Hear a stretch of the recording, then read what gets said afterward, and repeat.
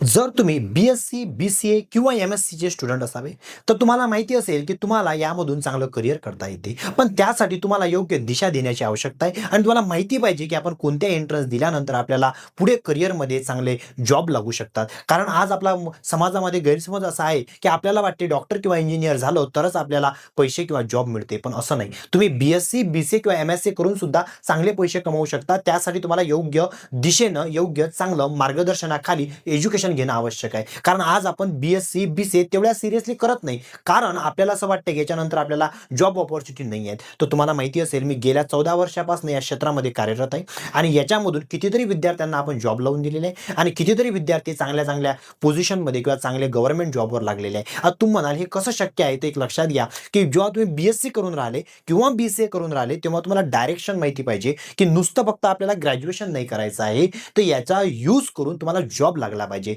त्यासाठी तुम्हाला माहीत असेल जर तुम्ही बी-सी-ए करत असावे, जर एम-एस-सी, एम-सी-ए जर तुम्हाला करायचं असेल बी-सी-ए नंतर, तर त्यासाठी तुम्हाला 2 सी-ई-टी असतात. एक असते एम-एस-सी-ई-टी, एक तुम्ही बी-सी महाराष्ट्राची सी-ई-टी देऊ शकता. म्हणजे ती असते तुमची एम-सी-एस सी-ई-टी राहते आणि एक राहते निम सी-ई-टी. ज्याच्यानुसार तुम्हाला एन-आय-टी कॉलेज मिळतात. आणि सेम गोष्ट जेव्हा तुम्ही बी-एस-सी करून राहिले असावे, तर तुम्हाला पुढे एम-एस-सी करायचं असेल तर चांगल्या कॉलेजमधून करा, आय-आय-टी कॉलेजमधून करा आणि त्यासाठी तुम्हाला बी-एस-सीला असताना, फायनल इयरला असताना किंवा सेकंड इयरला असताना तुम्ही ते प्रिपरेशन करू शकता. आता या बऱ्याच लोकांना या गोष्टी माहीत राहत नाही आणि म्हणून त्या एंट्रन्सचा जर तुम्ही अभ्यास सुरू केला, तर तुम्हाला चांगलं करियर मिळते. जर तुम्ही एम-एस-सी मॅथ्स करून राहिले असावे, तेव्हाच तुम्ही सेट नेटचा प्रिपरेशन सुरू करा.